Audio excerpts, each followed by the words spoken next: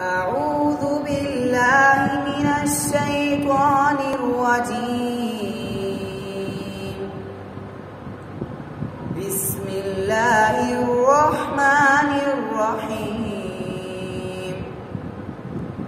قل يا أيها الكافرون